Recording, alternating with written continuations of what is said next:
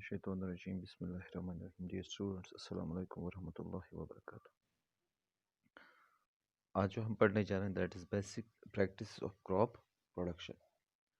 तो कौन से हमें बेसिक प्रैक्टिस करनी है जिससे हमारी क्रॉप प्रोडक्शन जो बढ़ जाएगी।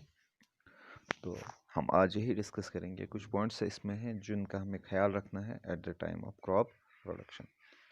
जो ही हम क्रॉप लगाते हैं, there are certain conditions which are very important for ensuring a good crop yield। कुछ conditions हैं जिनकी वजह से क्रॉप yield, जो क्रॉप हम जो ज़मीन में डालते हैं, तो हमें कुछ प्रैक्टिसेस का ख्याल रखना चाहिए, कुछ चीज़ों का ख्याल रखना चाहिए जिनकी वजह से हमारी जो क्रॉप है वो बढ़ जाएगी। पहला जो है राइट काइंड ऑफ सॉइल।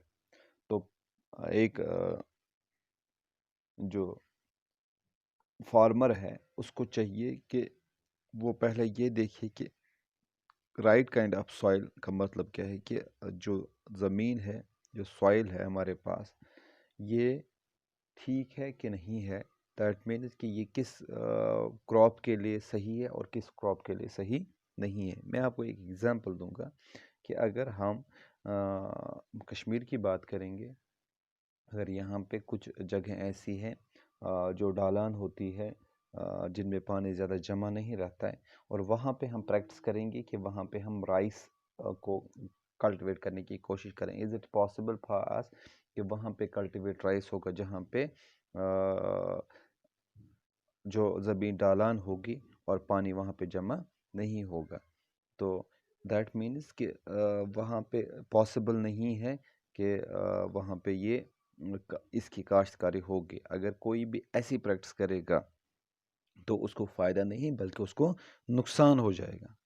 तो ये था राइट काइंड ऑफ सॉइल। और इसके साथ साथ हमें ये भी देखना है कि जो हमारी ज़मीन होगी वो होनी चाहिए, दैट मस्ट बी वो ओपन फील्ड होना चाहिए, सनलाइट उस पर आनी चाहिए, उस पर वेंटिलेशन। वो ओपन जब होगी तो एयर भी आ सकता है, डायरेक्ट सनलाइट आ सकती है उसमें। और उसमें जो फसल जो हम लगाने जा रहे हैं, अगर उसके लिए हमें वहाँ पे पेड़ भी लगे हुए हैं, क्या वो फसल उन पेड़ों के साथ उग सकती है कि नहीं उग सकती है, और उस फसल को हमें पानी की ज़्यादा ज़रूरत है कि कम ज़रूरत है, तो वो हमें देखना चाहिए। Selection of right seeds. तो सीड्स का हम इस्तेमाल, जो सही सीड्स का, दैट मीन्स कि वो इंसेक्टिसाइड्स फ्री हो, उनमें कोई बीमारी ना हो, वो साफ हो और ज़्यादा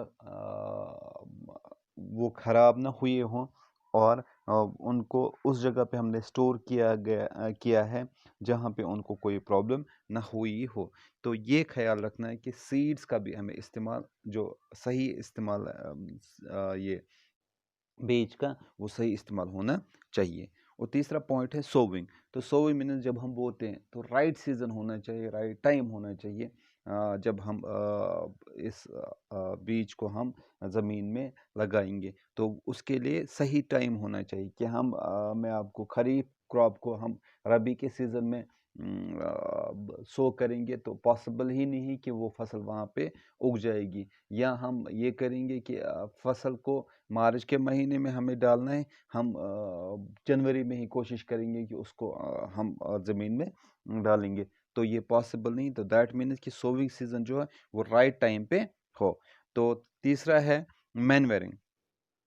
तो हम अपनी जो फसल है उसको हमें बचाना है, उसको बचाने के साथ साथ उसमें जो उसकी जो क्रॉप यील्ड वो बढ़नी चाहिए। तो दैट मीन्स हमें फर्टिलाइज़र्स और मैन्योर्स का सही इस्तेमाल करना है। हमें वही फर्टिलाइज़र्स और मैन्योर्स इस्तेमाल करने हैं जो उस क्रॉप के लिए सही होंगे, और वो फर्टिलाइज़र्स या मैन्योर्स हमें इस्तेमाल नहीं करने चाहिए जो जिनमें ज़्यादा केमिकल्स हो, और जो ज़्यादा जिनमें ज़्यादा ऐसी चीज़ें हों जो क्रॉप के लिए सही ना हो, उनमें ऐसे केमिकल्स हो, उनमें ऐसे इंग्रेडिएंट्स हो तो जो क्रॉप के लिए सही ना हो, उसको वो नुकसान पहुंचा सकता है। तो सिलेक्शन, जो राइट सिलेक्शन हमें करनी है मैन्योर और फर्टिलाइज़र की करनी है। फिर है इरिगेशन। इरिगेशन बहुत ही बड़ा मसला है कि हमें चाहिए कि जो जिस ज़मीन पे हम बोते हैं कि वहाँ पे इरिगेशन फैसिलिटी है कि नहीं है। कुछ फसलें ऐसी है जो जिनको जो नेचुरल जो वेदर पे डिपेंड करती है। बारिश होगी तो उससे वो फसल उगेगी, अगर बारिश नहीं होगी तो फसल नहीं होगी। लेकिन कुछ फसलें ऐसी हैं, जैसे पैडी की जो फसल हमारे पास यहाँ पे है, तो उसमें पानी की फैसिलिटी होनी चाहिए। तो दैट मीन्स कि इरिगेशन फैसिलिटी हमें वहाँ पे लगानी चाहिए, ये वो फसलें जहाँ पे इरिगेशन फैसिलिटी हो। और जो हमारे पास लास्ट पॉइंट है दैट इज़ क्रॉप प्रोडक्शन। तो क्रॉप प्रोडक्शन जो है, क्रॉप प्रोटेक्शन मीन क्रॉप, तो फसलों को हमें बीमारियों से बचाना है, फसलों को हमें जानवरों से बचाना है। कि अगर वो ज़्यादा ओपन फील्ड हैं तो वहाँ पे हमें ये देखना है कि वहाँ पे जानवर मत आते हैं घास खाने के लिए, तो और वो नुकसान उसको पहुँचाते हैं। हमें ये भी ख्याल रखना चाहिए कि उसमें पानी है, उसको कब खाद डालनी है, उसके लिए हमें क्या क्या मेजर्स उठाने हैं ताकि हमारी क्रॉप बच जाए। तो ये थे कुछ बेसिक प्रैक्टिस जो क्रॉप प्रोडक्शन के लिए हैं और जिससे हमारी क्रॉप यील्ड जो बढ़ सकती है। आई होप कि आपको ये क्लियर हुआ होगा क्या क्या पॉइंट्स हैं। अगर आपको अब ये क्वेश्चन भी आ जाएगा तो आप इजीली ये क्वेश्चन अब लिख सकते हैं। तो अब मुझे आप इजाज़त दीजिए। अल्लाह हाफिज़।